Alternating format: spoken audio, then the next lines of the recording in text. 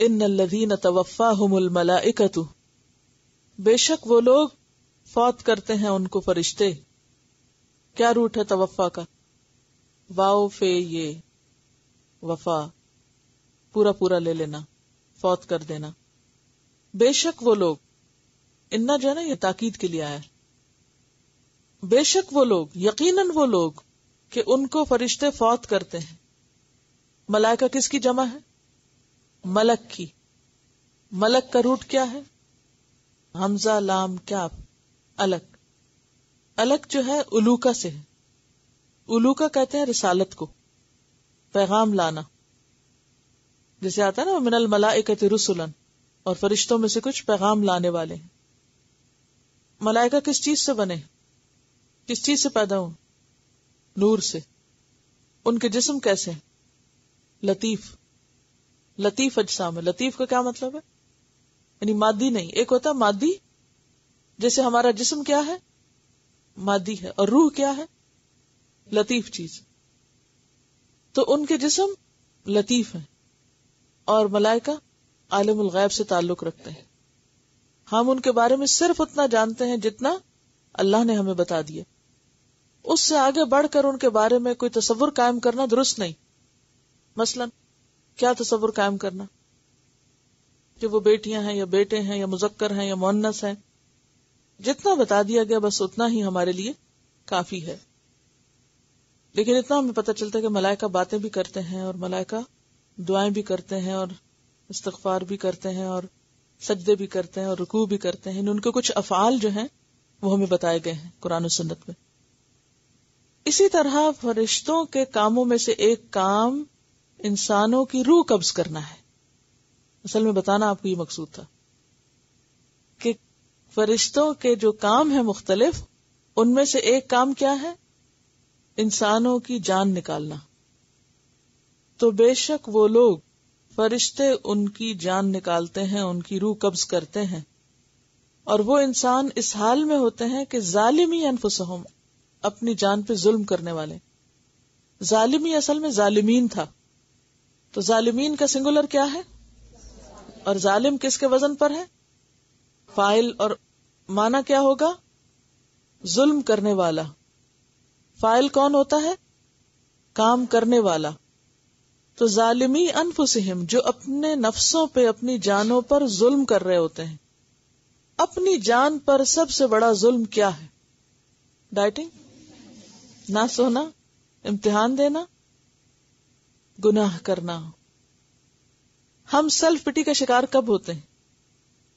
جب ہم کبھی بیمار ہوں مثلاً، یا یہ کہ ہمیں وہ نہ ملے جو ہم چاہتے ہیں، یا پھر کب خود پہ ترس کھاتے ہیں؟ بہت جہاد کرنا پڑے، بہت کام کرنا پڑے، حالات ہماری مرضی کے خلاف ہوں، تو پھر ہم اپنے آپ کو بڑا مظلوم سمجھتے ہیں. ہماری خواہشات کے خلاف جب کچھ ہو تو ہم اس وقت سمجھتے ہیں کہ ہمارے اوپر بہت ظلم ہو رہا ہے. یا ہم اپنے آپ سے بہت کام کسی وقت لے لیں تو پھر ہم کیا کہتے ہیں؟ میں نے اپنے آپ پہ بڑا ظلم کیا ہے، بہت زیادہ کام کیا آج میں نے. تو یہ ظلم نہیں ہے. یہ کیا ہے؟ خود سے کام کرانا خود پہ ظلم نہیں ہے. ظلم کیا ہے؟ گناہ کرنا، اللہ کی نافرمانی کرانا، اس جسم سے، ہاتھوں سے غلط کام کرانا، یا آنکھوں سے کرانا، یا زبان سے کرانا. تو مراد یہاں مرنے والوں کی حالت ہے کہ وہ خود پہ ظلم کر رہے تھے. کیا ظلم کر رہے تھے؟ اس کے بارے میں بخاری میں آتا ہے کہ مکہ میں کچھ مسلمان ایسے تھے جو مشرکوں کا ساتھ دیتے اور مقابلے کے وقت ان کی جمعیت بڑھاتے. پھر مسلمانوں کی طرف سے کوئی تیر ان کو لگ جاتا، یا کسی کو تلوار لگتی اور وہ زخمی ہو جاتا یا مر جاتا، تو ایسے ہی لوگوں کے بارے میں یہ آیت نازل ہوئی. کیا مطلب؟ کس کے بارے میں آیت نازل ہوئی؟ مکہ میں کچھ لوگ ایسے تھے جو مسلمان تو ہو گئے تھے، ہجرت نہیں کی تھی انہوں نے، اسلام ڈکلیئر بھی نہیں کیا تھا، جسے پیچھے بھی میں نے ذکر کیا. اب کیا ہوتا کہ جب مشرکین مکہ جنگ کے لیے مسلمانوں کے خلاف بدر میں، احد میں نکلتے، تو ان مسلمانوں کو، چونکہ انہوں نے ہجرت نہیں کی ہوئی تھی اور وہ مشرکین یہ سمجھتے تھے کہ یہ کون ہے؟ یہ ہمارے ہی ہیں، وہ انہیں مجبور کرتے تھے کہ ہمارے ساتھ چلو، انہیں چلنا پڑتا تھا. اب وہ لشکر میں آ گئے، مسلمان ہے، مسلمان کے خلاف لڑنا تو نہیں چاہتے، لیکن کیا ہوا؟ اچانک کسی مسلمان کا تیر ان کو آ لگا، مرنے لگے. اب یہ مرنا کیا ہے؟ خود پر ظلم کرنا. کیسے؟ اسلام ڈکلیئر نہ کر کے یا دشمنوں کا ساتھ دے کے. تو اس کے بارے میں کیا کہا گیا کہ ایسے لوگ جو ظلم کی حالت میں مرتے ہیں، جان دیتے ہیں، قالو کہتے ہیں، کون؟ فرشتے. یعنی فرشتے جب ان کی جان لے رہے ہوتے ہیں اس حال میں کہ وہ خود پہ ظلم کرنے والے ہیں، تو فرشتے ان سے پوچھتے ہیں فیما کنتم، تم کس حال میں تھے، کس مقام میں تھے، کیا کر رہے تھے، تم کر کیا رہے تھے؟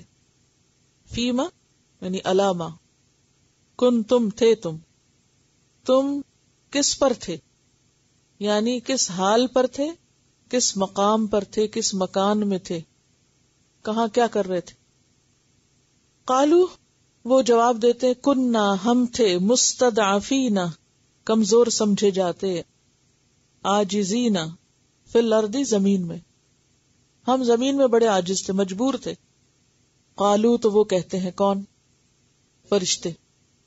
علم کیا نہیں، تکن تھی، ارض اللہ اللہ کی زمین، واسعتن وسیع، کیا اللہ کی زمین وسیع نہ تھی، اللہ کی زمین بڑی نہ تھی؟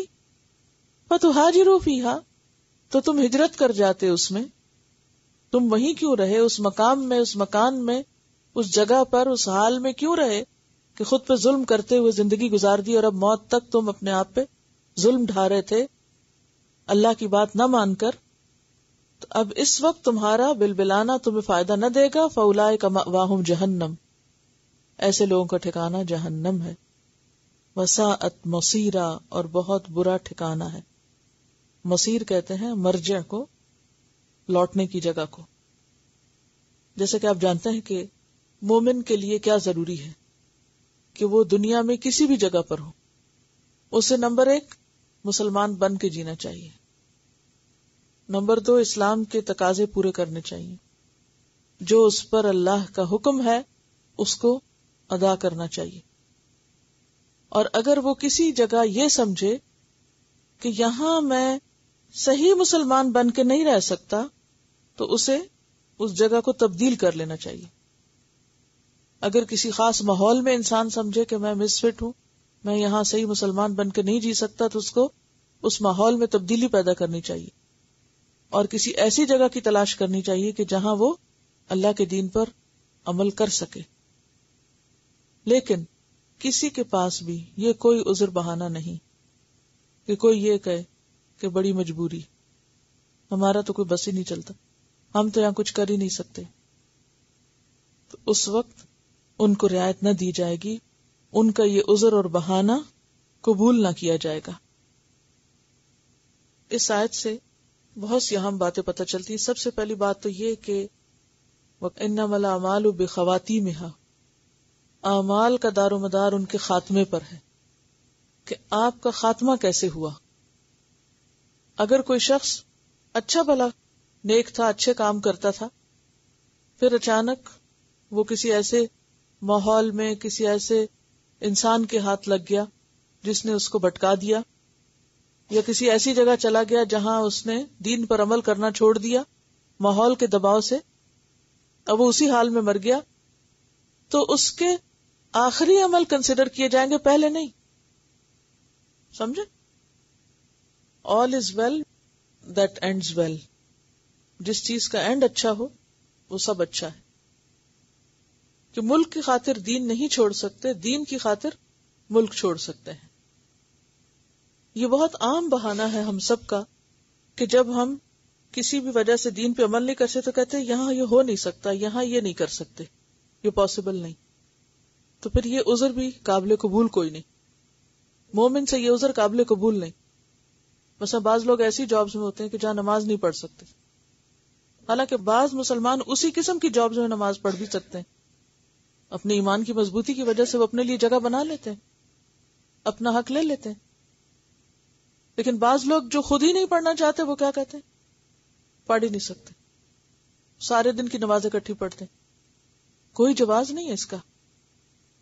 کوئی مائنڈ نہیں کرتا اگر آپ اپنے باقی ہر کام میں اچھے ہیں، ڈیوٹی فل ہیں، وقت ضائع نہیں کرتے، اور اس نماز کے وقت کو ایکسٹرا لگا دیں، آپ بریک ٹائم کو یوز کر لیں کسی بھی طرح. یہ تو ہر ایک کا پرسنل مینجمنٹ ہے کہ اسے اپنا ایک فرض ادا کرنا ہے بلا عذر، یعنی کہ بغیر کسی ایسی شدید مجبوری کے جس کا آگے ذکر آئے گا. بعض لوگ کسی بھی جاب کو ایکسپٹ کرنے سے پہلے ہی بتا دیتے ہیں کہ ہمیں اتنی رخصت چاہیے ہوگی. اصل میں جب تک آپ اپنے دین کو، اپنے فرائض کو خود آنر نہیں کریں گے، خود ان کو اہمیت نہیں دیں گے، تو کوئی آپ کے لیے کیوں کرے گا. بہرحال یہاں پر سب سے پہلے تو یہ بات پتہ چلتی کہ اعمال اپنے خاتمے کے ساتھ ہیں. دوسری بات یہ کہ جس حال میں موت آئے گی اسی حال میں انسان اٹھایا جائے گا. مثلا جو شخص احرام کی حالت میں حج پہ جاتے ہوئے راستے میں فوت ہو جائے تو قیامت کے دن وہ لبیک پکارتا ہوا اٹھے گا. کوئی طالب علم ہے، علم کے راستے میں اس کی ڈیتھ ہو جائے تو فی سبیل اللہ اس کی موت لکھی جائے گی. اسی طرح اگر کوئی شخص غلط کام کرنے والوں کے پاس مر جائے، مثلا کسی شراب کی محفل میں بیٹھا ہوا تھا اور وہیں موت آ جائے تو وہ انہی کے بیچ میں اٹھے گا. اسی طرح کوئی اور کچھ حرام کام کر رہا ہے اور وہ اس کے بیچ میں یعنی کہ مشکل میں پڑ جاتا ہے تو فیما کنتم، تم کر کیا رہے تھے، تم کہاں تھے. دس از ویری امپورٹنٹ کہ تم بیٹھے ہوئے کہاں تھے، تم کن کے ساتھ تھے، تم کس کام میں مشغول تھے، کس حال میں تھے. کیونکہ جس حال میں انسان ہوگا اور اس کی موت آئے گی اسی حال میں پھر اٹھایا جائے گا. اور موت کا تو نہیں پتا، کسی کو بھی وقت مقرر نہیں پتا کہ کہاں موت آ جائے. لہذا انسان کو اپنے ہر عمل پہ کہ وہ کہاں ہے، کس حال میں، کہیں اللہ کی نافرمانی تو نہیں کر رہا، کوئی ظلم تو نہیں کر رہا، کوئی ایسا گناہ تو نہیں کر رہا کہ اگر وہاں اس کی موت آ جائے تو اس کی پکڑ ہو جائے. تو یہ چیز انسان کو ہر جگہ محتاط بناتی ہے. پھر انسان کسی حرام مقصد کے لیے سفر نہیں کرتا، کسی کے اوپر ظلم کرنے کے لیے گھر سے نہیں نکلتا، کسی کے ساتھ زیادتی کرنے کے لیے ہاتھ نہیں اٹھاتا، کیونکہ ظلم کی حالت میں جان دینا ظلم کرتے ہوئے یہ انسان کے برے خاتمے کی دلیل ہے. اسی لیے ہم دعا بھی مانگتے نا، اللہم احسن عاقبتنا فی الامور کلہا واجرنا من خزی الدنیا وعذاب الاخرہ، کہ یا اللہ ہمارا ہر کام میں انجام اچھا کر، احسن عاقبتنا فی الامور کلہا، اور ہمیں دنیا اور آخرت کی رسوائی سے بچانا. کیونکہ کچھ کام ایسے ہیں کہ وہ دنیا میں بھی رسوائی کا ذریعہ ہے، چاہے وہ چھپ کے کیے جائیں. تو چھپ کے بھی غلط کام نہیں کرنے چاہیے. کیا پتا انسان کو کہاں موت آ جائے. پھر اسی طرح اس آیت سے یہ بات بھی پتہ چلتی ہے کہ انسان کو اگر کسی ماحول میں اللہ کی اطاعت مشکل ہو رہی ہو اور کوشش کے باوجود وہ اس ماحول کو تبدیل نہ کر سکے تو پھر اس کو اس ماحول سے الگ ہو جانا چاہیے. کیونکہ فرشتے کیا کہیں گے جب وہ بہانہ کریں گے یا عذر پیش کریں گے کہ کننا مستضعفین فی الارض قالوا الم تکن ارض اللہ واسعہ، وہ کہیں گے کیا اللہ کی زمین وسیع نہ تھی، کوئی اور جگہ زمین پہ نہیں ملی تمہیں رہنے کو کہ تم غلط کار لوگوں کے بیچ میں ہی رہے. پھر اس کے بعد اس سے یہ بھی پتہ چلتا ہے کہ خالی اسلام کا دعویٰ کافی نہیں، اسلام کے لیے قربانی دینا بھی ضروری ہے. اور اسلام نام ہے اللہ کی اطاعت پر جینے کا، اللہ کی فرما برداری کے ساتھ جینے کا.